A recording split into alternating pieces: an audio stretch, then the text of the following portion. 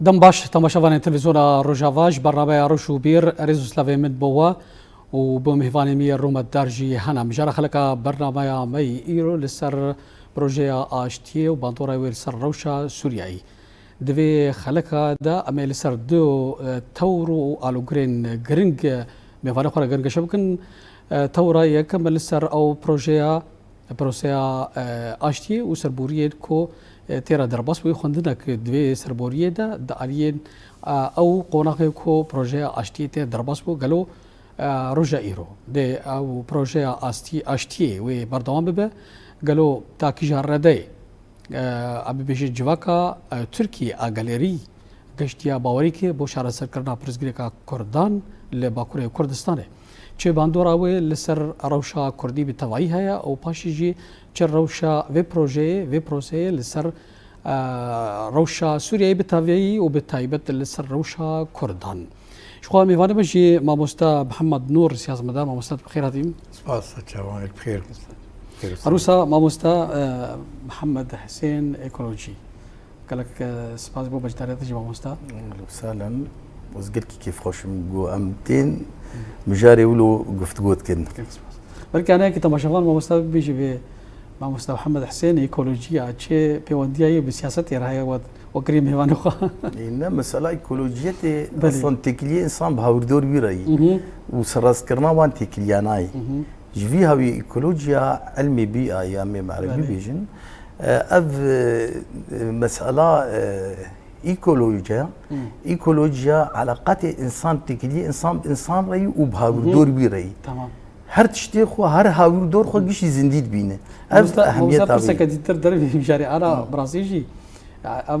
نارينا ايكولوجي وسا باندوري لسر ام بيجن او بيكان امكانيات مروفي ذهني حزريتك صح تزاني ايكولوجيا سيستما جياني سيستما جيانا بشروجي سراسكرنا وي سيستمي جفيها انا ايكولوجيا دبيت سيستم بيني يعني بله تكليته بهاوي دور هي وتسراس بك نبس تكلي بله ماموس محمد ابي درباسي مشارة خب براسيج خو اوكي مترزان كو بروجي اشتي دابرا تبقى ازاديه كردستان ده وهم دوله تركيا ده چندين جاران دهات كرن وكم بيجن ريفكچونك چيبو لي تقدچو وسام مورد كاربي وسا خوندنك بختا لسرفان سربوري وات جربيكو چيبوي وقالو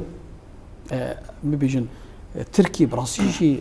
وي بردوام بكي دوي بروجي دا باندورا في بروجي لسر جواكا تركي لسر باوريا قلي تركي سر هينا وقد بيشن كيشيا ودوزا كردي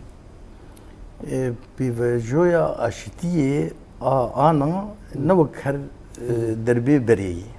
يعني مرة مجبور مرة ولو قراءات ولو الفجر تقالات او بيفاجوي كم ذكرن وفعلا قونتشون سري بس او وقت شو نوك هذا هم نكارن بيجو شو مرة بيجي اهميتها بيفاجويا انا شما اهمية داني وشما وقت انا بخد هات بيشتي يقول مرة مجبور يعني بري امراض كن نرينا ترك لمسألة أنا بيفاجو أهميتها ويش تركي هي برتر فرضا دولتي وجنجو سلطاتي فاشي لتركي دي قال كي لمصالحي ملتي خوا قدارينا كن يعني ونراستن بملتي خورة كارم بهاوردور تشتي خوا براستي بيجين يعني جفي هاوي هرتمي جو ملتي خوا جيدشينن وملتي هاوردور جيدشينن جبر فاشست مرة ناس كبي شلوي دائما جنگ بالاوي دي تدر بي اشتينت بالاوي دي وام دبينت بيشقاسي انا جو ترك جي في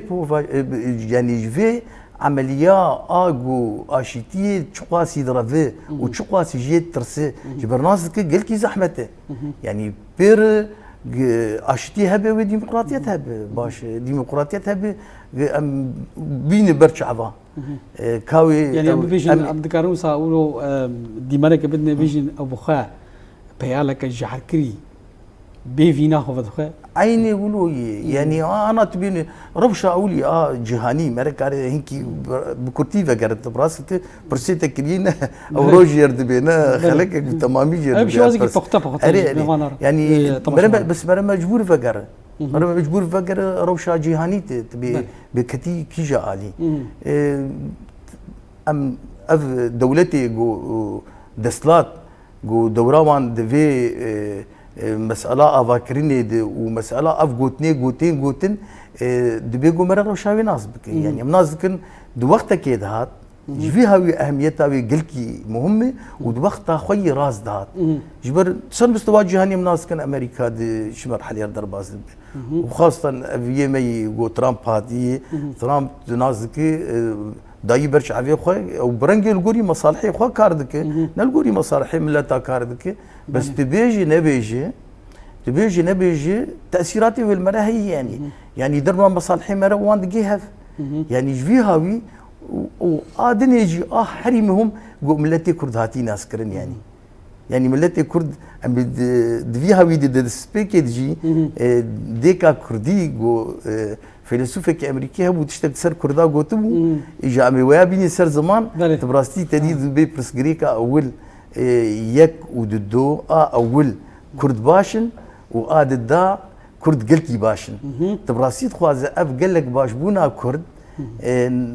بيد هاتن خابان دين دربنا بس في دربي اكيد ها جبر امكارن جو بيجن انه فعلا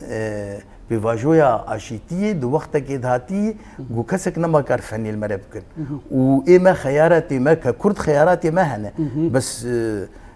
ترك خيارات دستتني يا فيبك يا ترك برشبه يعني او بقناعتك بالتمام اري يعني مجبور جو بك وفرصه صار ملتي خفت شارتن يعني افدسال واجي جير كاردكر بس نكارن راس جي ملتي خربيجين يعني افدسال اتصالاتها بوم بايميرال وديتن فعلا رياء اشيتيه رياء زندانر يعني زندانا ايميرال رياء اساسي قلت رياء خو بينك مستحيل اشيتي ورا اجا سر مستوى رجلات انا فينجي نفس سر مستوى كرد وترك اف اجو قلكي ما بفكر روشي امريكان ولود في وارديه وتكلي امريكان واسرائيل امناس كن بيشلويه وبروجي وان هي بالنسبه في مساله وبروجي وان تربي حسياي جو شرسم دكن يعني خاصه مر مجبور يجي قلا ايران بكج ايران جما ايران دوره كوي اساسي هبو جو السر قضيه التي كرد يعني السر اشتيه يعني ايران وترك دورك هري خراب ديستن انا او بروجي ايراني وتركي وتكليه وان ترك وايران وسوري وعراق ام نازكن بهريك انا دوارك يدخل يدب بهريك بخوب اللي يعني جفيها ويا ام دبيجن ام قلكي كيف واشن وفعلا او ابروجا هرسري وايرادات دولي جايه جبرج مصلحه بيريا جبرج مصلحه بيريا يقول نك درنا نقول كيف وانتي درنا قال لك دربا اسرائيل ناخذ جو اف غافاني جو باكا كي بيرابوي بك يعني خاصه مساله تشكا ومساله يقولوا يعني او دخوازي هي مين او دخوازي هي كي بمين ومشروع ايوان هرسني مشروع ايوان بشتي ايران تركيتي دبيجو ترك برشبفن وبرشبفن جي كرد الميدانين او بدستي كردي بله بله جماعه موسى محمد نور ما مستا برازيجي انا تفيكو بروجي اشتي هر جارجانا مروف وقت بيجي نوچا عند بيزي اللي دباوريات دا تشبنتار يعني ام بيجن تشتي جواري واقعي هناكو ابروجا بردوام بك وقالوا براسيجي دولة تركيا بردوام بكيان بخا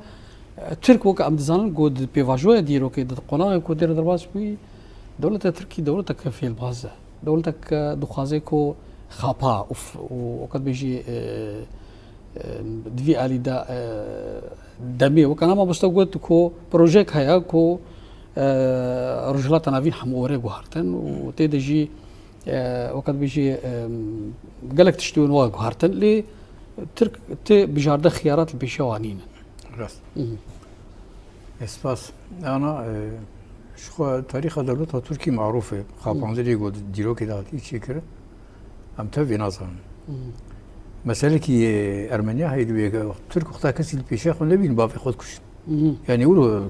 كجرن إنسان بسبب تربياتنا قولي كرن كون ريجن معروفة ليه قال لك جراد نابينا حركة كردية ودولتها تركي دي شهر هاتي سكنان ليه تركا برسفك حشك داي المسألة تجاري خونا داي برحلول لي سلمي وكارب بكردار الهفاتنية ليه أو دمشو أو توازنات هاتن جوهرتن أنا أم واقع أكيد أنا واقع أكيد جوهرتن كي دروشالات أنا في عام تشكر أو جوهرتنا هاني كل يوم مركز القرار الدولي واشنطن لندن تحالفات دولية حتى روسات زي مثلا هاني دي قبل مسألين نرن الوعي جفاك يجي نرن بله جفاك يجي كاي شيء أصلي جوعية إنه أو قوالب كيف ما تقبل وعي كي ثقافي شيء ويا فكر شيء ويا يعني رياح ناس كذي خارق ناس كذي بيشوات عامله بأحداث بكي بيشوات عامله بحدث يقولوا شيء دبي ويكارب خجي خلاص فدولتها ترك دائما تجري بشتاخوا هذا دولتها ترك خجي راسناك دائما هك أو دخوا زي جواك خو بخابينه تشنابك لجواك كرد مستحيل جاردي تك في يومان مطبات يقول كدني مجال سياستي نافا جفاكا كردي نافا مجتمعي روجلات انا بدي بشكل عام هاتي قهرت يعني نما او ثقافتها بري ملت نما وان قوالبي كيف نيجو بري سرود هات المشاندن نما قولت يجبو في ناجي انا قهرتنك هي السوري العراقي وتركيا وايران اللي جدوا لي قهرتنا هاليدن وفانا دراسه في شكل وجفاكا هندري وان شي اربي اوش نما قولتك وان قوالبي كم سر خبز المشاندن يجبو فينا تركي مجبور ماي خو نخ خطر سياستي دي شخور ظرف استغلال نكي ظروف يقول انا متدجي عندك احتمال هي دمي فيش تقسيمات ندور تركي تشيب يجبو قلنا كيف وي مرحله تقسيماتي تخوز انا شخور حلولنا ديني اف حلول قوداتيني حتى لو حلول جزء يجبين عند بجنبي تشتكي ايجابي بي يعني ام فان حلول سياسيه رنا جواكا كرت وجواكا روجا نابين تهجي لبجن مسألة الشر مسألة السلاح هذه خطبات جرك سياسة تسبيبكي ما زال ملتك جو كم وي سياستها كم تركتي جور والشيار وي فسياسة لازم يعني أو سياسة جرك فابرز كذا كي تندوري جواك حلبكي سواء بدولة عربية أو نافخيبي ومسألة يعني شهر سنة بي إدخالات أنا كبرز كذا سياسي بندوري تركي دائما شاندن وحلول ايجابي جدا كيفن حلول تاثيرها منها نتني الباكوري كردستان بكي والروجرات رابين تبي بكي جبر ترك عرقلاك اللي بيشيا حلول ديمقراطي حلول سلمي اللي بيشيا جواكا ديمقراط انا كاغو تخوازن بي افكرن يعني تاثيرها بالسر سوريا هي تاثيرها بالسر دولة اقليميه خذ امكانيات هني يعني ودائما تخوازي اللي قولي اخوات تستعيار بكي اللي او ظرف او دخلت بدي شيء كرنج دس وان دركت ومجبور بون يعني وقت انسان كي دولة بهجة اللي جو يعني فاشي حياتها لي او وقت ذات كيف تخازي جو حلول ديني معنا خو فحص يعني روجلات انا فين قهرتني قلت شيء بيبي واف قهرتنا انا تين اسكرن وما بهيس بريده مكيل اسرائيل مؤتمر الاقليات هات شكرن حمو مكونات حاضرون دروزي وعلويجي وكردجي ومسيحيجي حاضرون ابانا اشارتك دبيجي منطقة رويبي قهرتن مسألة أقليات هذا بنجل كده إنما تيجوز هم أوقع حسيانا وكفكر كوعي معك مجتمعي هاتي أفكرن إنما قبول ذكر وان سيستمي كامل سر خبز المشهد هم شيء تنظيمك هاتي يخش شكرن ومشاريع نجدر في درباسي يندر مدرسات أنا بيجي بنوي هرد سري ويا مشاريع هرد سري يجيبوه كارب خبز باريس اللي فهم مشاريع هني بالتايبة دولة تركيا أنا أبي فاجوها سياسية داري بيكري وأبي فاجوها سياسية أقل خسار أقل خسار جدا كبير وخا الإمرالي قرتن ومفتاح حلي دروشلات أنا فيندش خا إمرالي هاجر إمرالي نكهف مسألة تجاري مسألة شهر سنة أو مفتاح حلي مجبور مو خليه قرتن وأفتح تعليمات وتوجيهات يقول درت كيف أنا خطوة المشي يعني خطوة كجالي أنا قارك دولة التركي جانبك مسألة قانوني سياسي داخل آلية دستوري دكاربه يعني خبدنا أسكر إنه الجديد من الفكاري هنيدي هاجر في تستيهاني نكى شو أفكاري قلت لك حبيب جمدي تو معنا جرنامي وأبي بخسر تاليش وأبي بخسر لأنه روش وسياسات والوقت يرد نلقوري بتي مشان لقوري مصالح دولتي مظنتي مشان أصحاب القرار كينن مركز القرار الدولي انا امريكا بريطانيا تحالفات دوليه روسيه تخوازن جي خود روجلات انا بشكل كينو بدن افكر و كردجي كردستانيا جهاتي ناس كرن خو ناس كري جواكا خوش ناس كري جواكا خوش تنظيم كري زاني بتشي لازم شو تعاملي فان احداثي نو بيرك بله هو مستشفى براستي ازي هم جمع مستا بركي وقت بيجي ام جبو صرت قدرج نكن ام وقت بيجي هول دن بزاف دن هو دم نوار بارفا بكن وقت بيجي دعبش بكن ما مستا براسي وهرت كجي وشروفك وصا باش تا فيكي بروجي لي تمي برسك دبالا مرور ده قالوا اريد الصلاة تركي وك او دولتا ترك وقت الصلاة غاية باوريكا كو غاري ويچ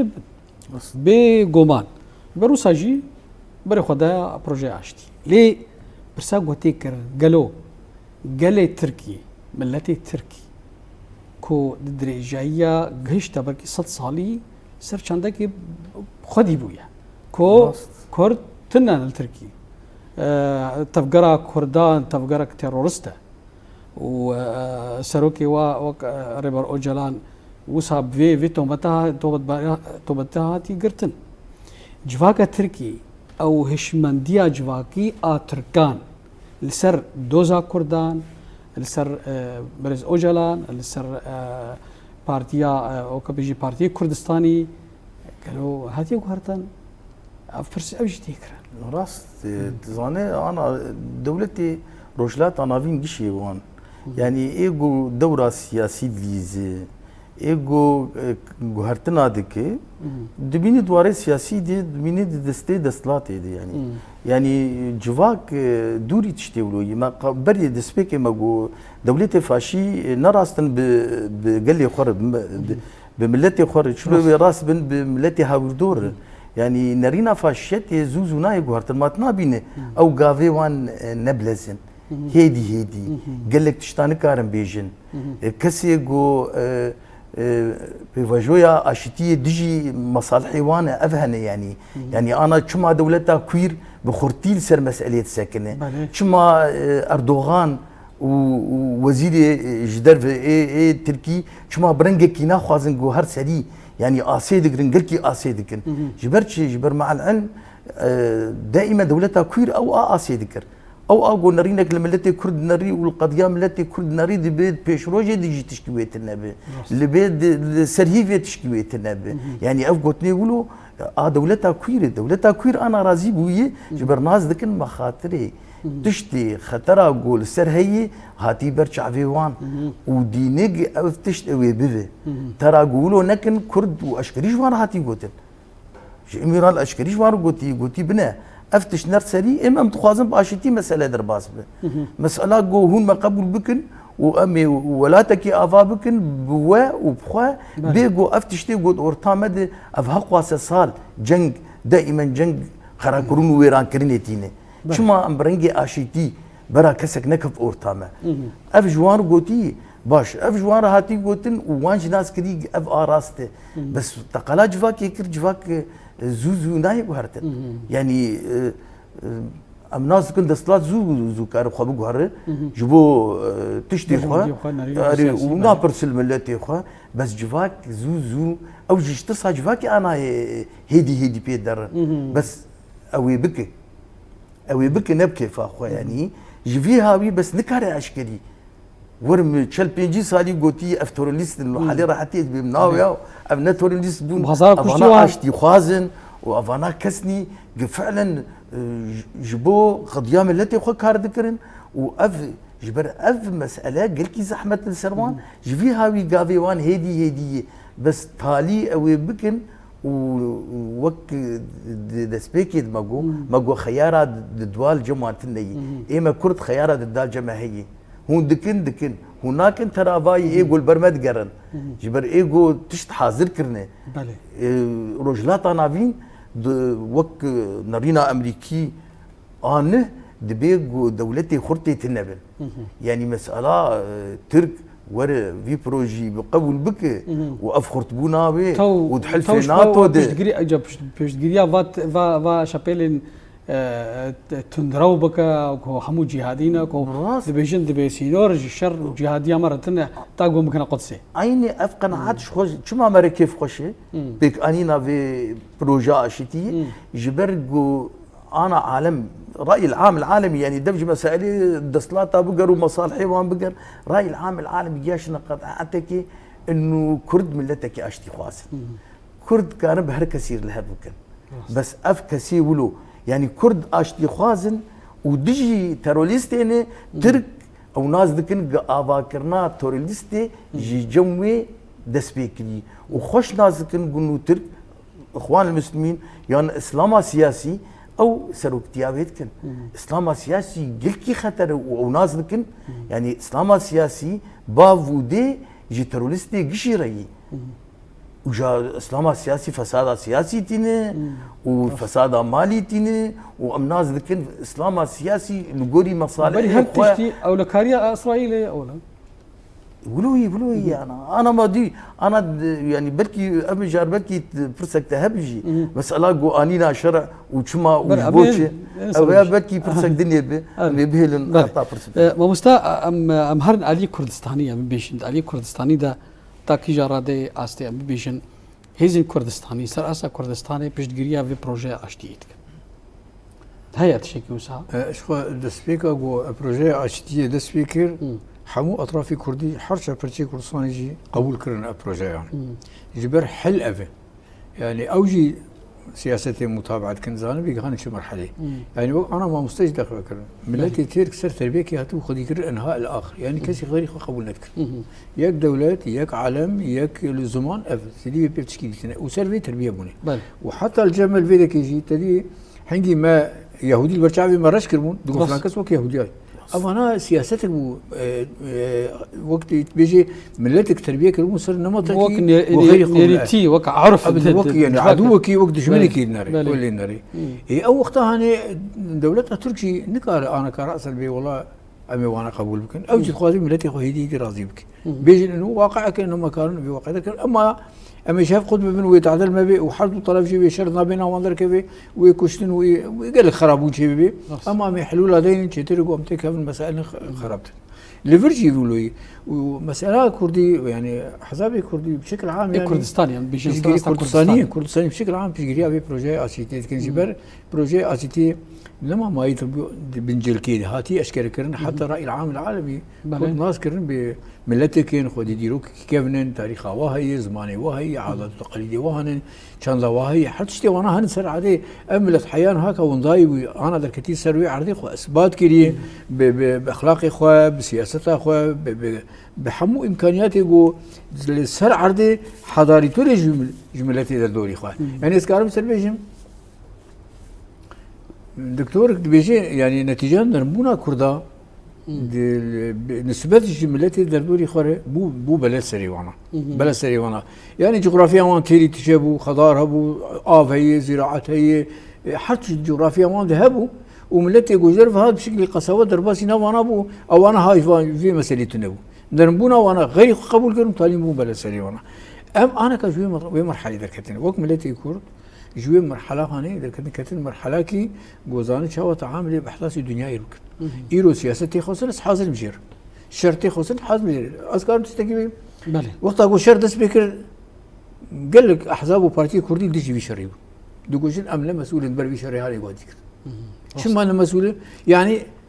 ندوي قناعتي دبو ندوي وأصلا سياسي بلند دبو إنه يقول شر ني ساحد وقت كده نم يكون يقول سياسي تجيب ذاك بس فالشر سياستي دكشيني بقالي خدي كل صار شر هاتي كرن هات ناس كرن شو اوقع خوي دركات روي دنياي وجبن عبا تركا وعربا وفرصا جي دركات بله هات ما دفع مشكله بيشارة سببي دنيا جي او ناس كرن وإيرو جغرافيا كردي تيري تشي دسبيك براسيجي خبرتي ما مست انا دسبيك حمود دامزرنا بارتيين كردا تبدا السياسي سر الباكور كردستان الباشور رجلات الفير بارتي سياسي بون وخصن شارسريك سياسي جو دوزا كردا لي اي دسبيكي كو وكم بيشن شركريه خوين رجان دي دشمن حتى كو بارتي كردا بدس شكداريه خو كرنا وهي زال شكري يعني انا اقول فكر تاريخ حركات الكردي قال لك حركات السردان وحركات الكردي شيء ونديرو كده قال لك شيء ون اذا كان انجامي نكان انجامي شو معنى كان انجامي ده آلية سياسي دي نبي كاتبون آلية تنظيمي دي نبي كاتبون نكاريبون جواكا دنيا بكشين بآلي خود كارم ورازي ممكن انه املتكن حقوق مجهي امجي قالك وغيري خوش جامك السلبي على نكاريبون في كاري هاني كربان ليه انا سياسه انا قودس بيكر يعني بارتي كاركري كل ثاني وقتها قدركت قود كرد هاني اللي ند سروي عرضي يعني هانن بس مخفي التاريخي دي نخفي يعني شو ما نخفي يعني جبر ديروك أوام ضابوي زمان ضابوي كان أوام ضابوي مانه هيكل ماي هندوري يفعل أبوي ماي هيكل هيكل هاني دبي بي أفكرن وشاوا أبوي دبي تفكر بديدي ويزانه بكي وتنظيم بكي وخلد بكي حتى نقول كاربه أو شيء كاربه البرخو بدي إذا سبيكي دي يعني جروبكي بتشوك جروبكي خندكار جروبكي جو شبعبون بسياسته ونابون تشتان اف ملت حمورا كرن سرنقا يعني حرشا برشي كورساني ايرو اسكارم سيرفيجن وعي كي سياسي كامل جمانا هي قد ياخو خشك ناس كرن زان شاوا تعاملي مير بكن يجبو في ناجي وقت انا سياستي دس بكرن حموش كاكو امبير ام بود سياسي بر روشا دنياي ناس كرن شي سياست انا درباسي روزلات انا مي دبي وينا زانبي تنزانبي وينا وي سياسه دولي ناسكي سياسه اقليمي تنكر قاف كتدمش إذا سياسة عالمي وقت أمر ناس بكي هدفي واشني جبو تدر تكاري دكين ويشاوا بكين تكارب وناس بكي تكارب نوان جي خش دولتي تسلا دارجي إيه السر جغرافيا كردستان جي أو شوف حسيان ملتي كرد نما أو ملتي بريق وكارب يبخابين إجبر فيناجي مجبور أنا أوجي دفي حلول نادين يعني شقا حشك دكين وشقا خوازنقو في بيواجهوا يعني برآبتي بكن حتى دروجافي كارب خرابون يبدن شيكرن أو مجموعات إرهابي أو كاس الدور مجفان حموج بإنجاب ذلك أشكربون ترك أشكربو إيران أشكربو دولتي دعم إرهابي الكرن يجيبوا في بيواجهوا برآبتي بكن أشكربون إنما خلاص نما بدأ سوالتي مجبور قهرتنا أوجي تخذ الشيكن قهرتنا أقول تخذ الشيكن جي أوجي وقت كثير في القناعات عمل إنها ما أقول رأس البيت شيء أوجي دوم لا تخرج راسي بكن وبنفس الوقت كاربن بيش روجا خوشي ثاني بتشيل بيش هواي حتى نقول كاربن قابنا سياسي بقى حلولها مسألة شيء بل ما وستا أنا براستي أبدو خوازن ببيجن ببروجي أشتي جرجو سركافي يباندوري تقاسي روشا كردي السوري بي وأم بيجن خدينك أم بيفينا كو أبروجي هارسري ليه جرجو نشي ساري ديسجار دي ترك في البازيا بكن وقت بيجي الفان نارينا بقول يعني يباندوري تقاسي خرابي ناريني لسروشا كردي أبي بس بيجي ده ماكو بروجي سركافي إيش هو ماكو في دربي نوك دربي اثنين يعني في دربي يعني ما وقت بيجي جبتها مصلحتنا حسن بوي برش بويك قراءة ولو كوير لمسألة بنر مصالحي دولي مصالحي اقليمي مصالحي انا جو حي يعني امد بيجن دربا اول هيزك بشكل جيشكي لجم كرد شي دبي يعني انا ام ناس كن جريلا وبيشمرقه هبون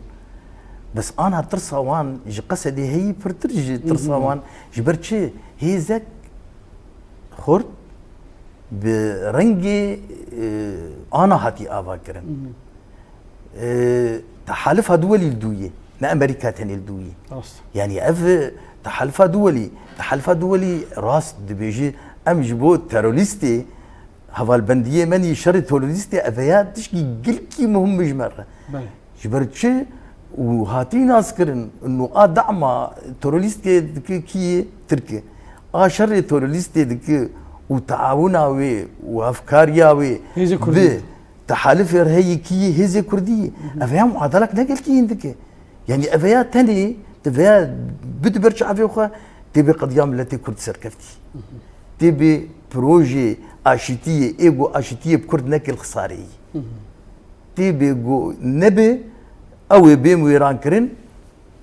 ولا تيوان يبي خراك كرن بس مشكله ام تفهفن جفيها ويا انا اجا ام دخوازن انه شركاتي ام قبول لك درما ازولو خد فكرم ادبيم خسكا قبول لك جبري كردستان امني ادري مد اجتي تشيب بله يا قبول لك انها بس قبول بكنج مصلحة ما ريو آمرية جبر أوي مسألة شر وكشتن أوي بي شنو چنابه بناس كن شر وكشتن بيشي يعني وام ملتك يج انا وردد بي ام اشتي خواز بن ام دوري ناج شر اريج اشتي خواز بونير بهر كثير اف اقو قلكي مر برد سكنه كرد يعني نافروكا خدا خباتا كردان روج دا ملتك اشتي خواز ملتك دخوازي كو چارسريا برزگريكا بيشي وازك اشتيانا لي وقت بيجي او هناك تزانب قلتنا تالي يعني انا تدي بريد قون جنگا قال لي شورشقر انا از بيجم دبي مصطلح كيديني بتماميتي كيف شو نابي دبي شورشا قال لي اشتي خواز عيني داك من كولانا وبفيرنجي كار بكن بشتي في بوفاجا يعني بشتي جو عمليا اشتي خوازبوني بيك هاتي دبي افرنج شر ام دوري بك من قلت ناشر ام هلينين شر قال لي شورش قرش دي بلاوي تيك في شورشا قال لي اشتي خواص بله خوشة بامستا امي وك ام هن بهن خدر باسي روشا سوريا كو باندوراي دوريات دا اف بينغافينتين افيتن شخوا براسيجي قالك مروفين وقت بيجي شروفكاري سياسي ميزت كان دبيجن كو بينغافي تركان هيدينا تفيكو وك بارتيا كاركري كردستان خباتك باش كريا وتميجي وك سالفات دبيجن بيغوكي تافيجي ميدان القادة تركان ترك اوسا او غافين كيم تافيجن بوريا تدا افروش باندورا السروشا سوري هي بتايبت شي دون صندين نبرا ريفا بريا خسردا وبتهيبة هيزن سوريا الديمقراطية القصد ودسترات دمكي آسوري تهيبة سديسات تأثير أول السروجات هاي السروجة هاي جبر أزما قلت ندري سوري شيء وي تركي يك جوان دولة هاي إيجو أزبز ندري سوري شيء كرن وإيجو أف زيادة أف إبادة وكشتين وطالان كرن بازرگاني ندري سوري شيء بيتري دولة تركي الدوفا مثلا جبر حمو شتي جدر في دريا وير درباس وين وانت درباس كرن بوان برورده كرن وناني واجد دان مانا وفوني واجد دان مانا وحرت جوان جهاز هذا ودرباس كرن هدف تركا اول وتالي وتشكي كرداد تسكتي كرداد فرد شي نبر او حساب حساب تنسيقيات كرن ودسبيكا ويدو خاصن وان تشتغل مو يبدوخن لي نرينا سياسي فوالا تسروا مسألة كثيرة وزاني بشاوة تعاملي بحدث اللي شاوة ملتي خو باريس اف مسألة هاني هاتنا بكرن ليه دولتها تركي تشتي هاد كر تشتي هاد مدري سوري كر وتشتي هاد خصقوا فيه مسألة بده سكناندن ونهلي قاوين بين عابتن ليه هاد اشكره كرن وقنا ما قلت تعريبه مسألة بهاد ماسكرن وقت أنا أنا أشتي الويدا شيء بس هذه ست أشتي زمان شيء بس ما مجموعات إرهابي إيجو أول بشتاواناي ويبسكني ويوام السكن عندن وقتها بيسكن عندن شيء طبعا أشتي عندنا سوري شيء وقتها أشتي عندنا سوري شيء أما مجبور شيء وقت ملتي سوري أما مجموعات إرهابي عندنا سوري در وش وقتها دولتها ترك مش جريا وانا كي إذا الآن دبيجين وقتها دولتها تركي خبر بر مسألة سياسية راست مصلحة ملتي إخوان ناس بكي ومصلحة ملتي بري إخوان ناس بكي ومسألة سياسية ويخشك بلا بد مشان قبول بكي لأنه تشتي قوتي سب مثلا ملي كردا زيدي بتابي تشتي قوتي خوصن داتينه ليه ترك حتى ها قافي واحدي هدي مشان جبر مثلا نواجه يعني ملت نواجه قسمكم هي وشوفيني وانا قبول ناقن يعني حتى دمك البيت يجي قسمك ما زنش عربهم قبول نذكر حتى هي ذهنيه وهاد ورد اوجد خوازن ذهنيه ملت اخوه هي بدن قوارتن انه امن كارن تجاوزا في ملت يعني بقول دبي مبدو قبول بكن ديرو كده مبدو كار كري وفضل كردان لسر تركا ولسر عرب ولسر فرصه لسر قشا هي وبقشا كار كي دولته ورا افكروا تسليمي وانكر مخابل جبير كرن افقن جاكو وانا كنت بير كرن ثاني الكردان دار دجمني كي خوا ليه مفهوم وذهنيتي غورتن هي ويبي غورتن تشاول فيدا بدبن سيا نتوا ديمقراطيه حموم التي خو لي دغري جي خوتي البيني خوشيتي البيني ومساله دولتها تركي جي مجبوره في تشتهاني قبول بك هاي يلو قبول لك بس قبول بك لي خطواتي بطيئا براسلي هنا املك وينا هي ليش خطرش بها ولا شغل استغلال بك خطرش بها اف بيفغافين كو وصاب وقت بيجي كيم تافيجي ما ترسيش فيه كوترك ديزا في البازيا بكن جبربري في البازي قالك كردا كردا ديتيرو او انا حسبت تشاوا او دخوازي استفاده جوان ظروفها بك بنفس الوقت حركات كردي خو استفاده جوان نرى زي حركات كردي بهتد شغلي كاري خو يعني جفاكا خو تنظيم كي جفاكا خرد كي وك انا ما مسجي قلت دكولان هذا يرو هذا اثبات كرن ملدي سياستي حاضر فكر كي وعي كي ثقافي جملت شيء يعني زهاني شاور يا خو ناس بكي زري هاتي ناس كرن في شنجي يقول يرو في ملتي كار كرن ملد غاندن استكي جو زاني شوات خطوات مستقبل رولا ولاتي باندور امريكا فرنسا بريطانيا تلابين كو رولا بهتر هي عليه كو ترك خبو غارين ما مثلا انا دولتي راس مالي خاصه تحالفات دول امريكا سري بينادي دخوز مصالح ياخذ منطقه رجلات انا فين بجيبك روني جبر قال لك انا هنا قدير راس مال خواز درباس يفر ببن جيبوكو كاربن مصالح اخوه استثمارات اخوه خشي بدل مشان بحاجتي اراميك يقول بدري سوري شي بيبي ما قو ارامي تنبي شو درباس يفر ببن السوق يجي تسليمي تركان راس ماليه تقولوا تجاري سوق هذا غير اخوه وسوق او بقري اسرائيل اشكره باندكي بما ايران جور درخست ام قبولناكم سنه فردبي لا يقبل كل ما برا بيدام قبولناكم تركي جدور تجي خو بيني وخاصه ام مجموعات اسلاميه متطرف ابي راديكاليك متطرف انا تو قولان ما لفق تو انا قبولناهم انا ما يقبل كل انا دفيش دركبن جندري سوري شو هذا دركبن باشتي كي جندري سوري دبي افكر بحموم التي سوري بحمم مكونات وشرائح على بدورنا بين قرار مشترك برلمان كي خوش شيء نور كاربن وان كسي خراب ناخذ من علي لكو افجي طبعا افجي قريداي دولتها تركيا يعني او شقسي سر مساله مسوس او قسي مساله ما شار سر بي شقسي ناوينا وفي ارامي واستقرار جمعي بي او قسي جمعي بلند بي خوش كثير دبي وقافي مثلا بين عافتن دفرد او عقليل بيشا سياسه دي بل مورن سر روشا سوري وك ام بيجن جواريا يعني رولا كردان د روشا سوري بكشتيده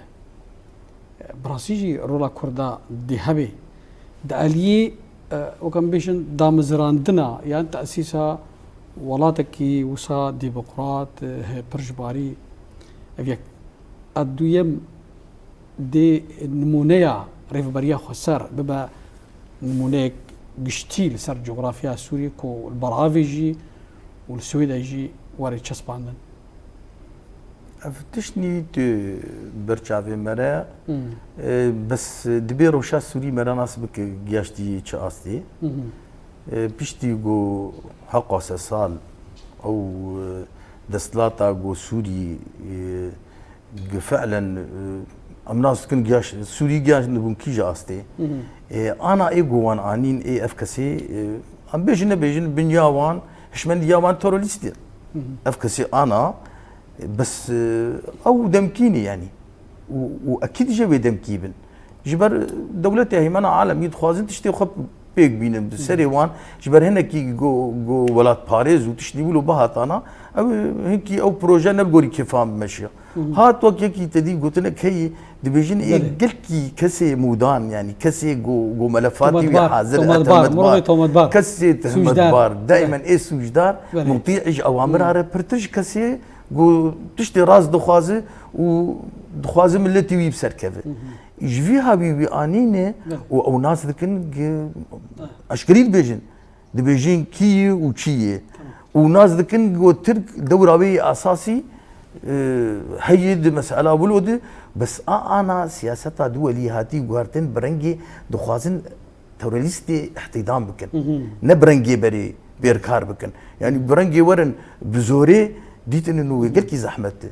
دولتك قال دو ناتوي ناتو دي وقت برازيل تتشك عني بالا بري چند خلقكي خلقين درباس بوي ليكولينر ما مستا وري تشولي بيوانن بو ويناجي قوت جو نافندن يخوندني مركز دراسات هنا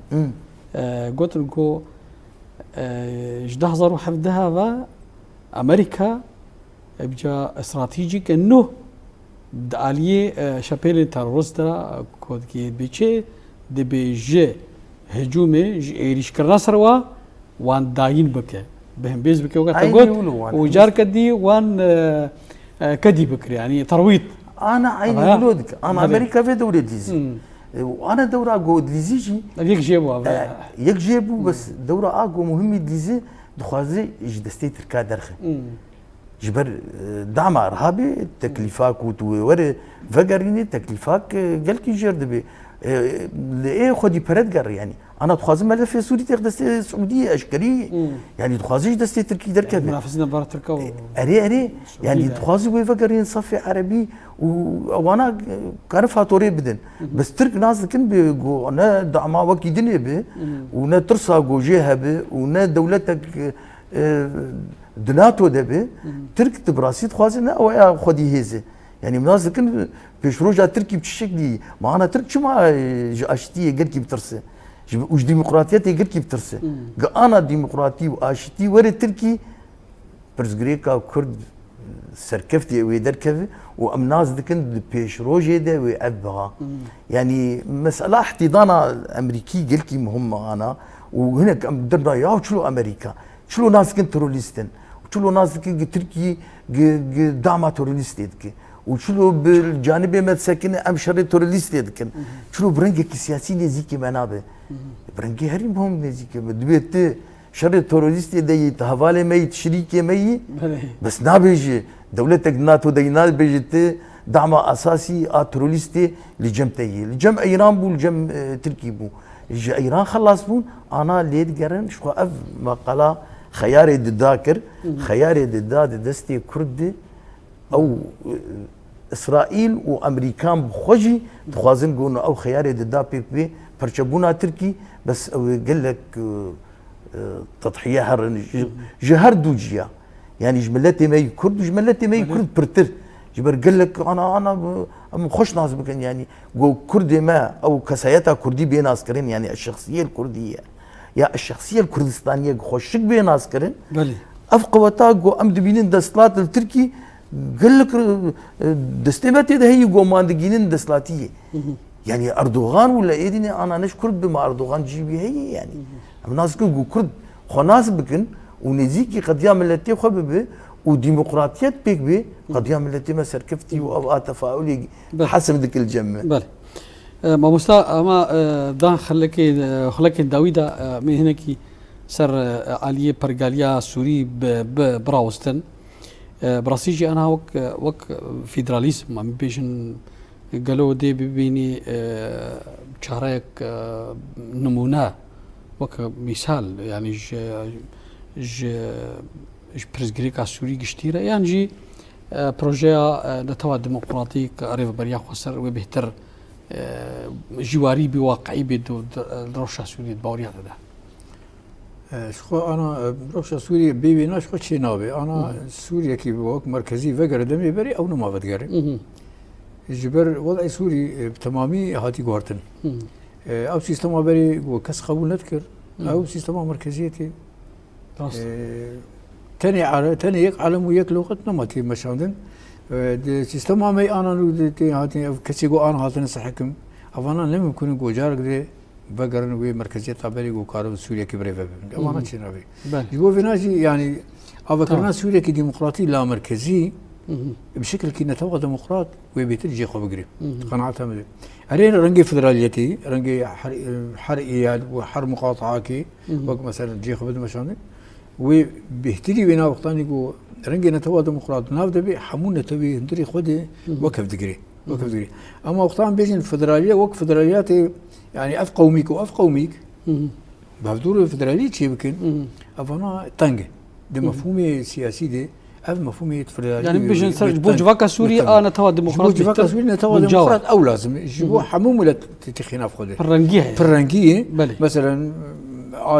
هندري سوري ده مش حفت قوميه هنا بيجي از فدراليه خوازم بسوريا تخوتني كرت بيني ادنافت قال لك هنا وقت شوان بيجي ندري سوري دي قال لك نتوهنا تشينا بتبي الجمهوريه العربيه سوري جماعه تشينا بتبي فدراليه كردستاني كردي ام فدراليه بشكل نتوا ديمقراط خوزن انا صفي حالي ابتي خوزن دمي بيج دي هرچه پرچه کردستانی بیشکلی هانی خو خلاص کردن او چه خیلی مدگن مرحله کی کنفدرالی کی کردستانی هم تابع هفت بن وقت شواد اوروبا دا انا کنفدرالی هاتی آبکرن دولتی اوروبی حدود ما بین و ضمان او چه خیلی جمع جوی کاری هانی کی کردن بهتری ام مشروع بهتری بسبب کبیب ام فرا بفكر چیتر قوم تانگ بفكر و افانا ضروريه طبي في مرحله دي بتشتي هاني خاص ما مستبر راسي دم جاركي برنامه لي قلتنا داوي بشتمش جمع مستاجي قلتنا داوي قلتنا داوي هي بيا ما حموم التي رجلات نافين هي يقول سياستها الدنيا الناس بكي وخطيد آبا بكي نتني ام وكرد المسائل بنرن حموم مكونات دندور ده جرك لازاديه خوب جري الديمقراطيه خوب جري والخوشيه خوب جري خوشيه ملتي خوب جري هاجر ترك بن هاجر عرب بن هاجر كسب اف سياستها انكار الاخر جرك جدنا وانا بيدرخستن ذهنيه كي نوبي ابكرن او ذهنيه وكرد شاو خلقي حمود دندر ياخذ استيعاب دكي وكف دد مشانت جرك فان دولتنا شي في كاري هاني بكن وان دنيا تفيجي دكن واوجد في مثلا هاني خدي دركب بل مستا محمد تجي والله قلت تالي قلتنا اول فقرين اجو اني سر زمان امنا كارن ابي بكن دايكا كردا ليلى زانا فيلسوفكي امريكي اني قلت اول هذا سبيكي يا كم سبيكي يا كم انه كرد باشن اديم ام قلكي باشن بس قلكي باش امتد خاباندن برا ام قلكي نباش بن برا ام باشار باش بن وبخراب خراب بن يعني مرفي قلتنا تالي مربينه وقلتنا تالي دينيجي شومنا بيجن انا باشر هاي باش هاي ما قلتش ما يعني نانو ام هاي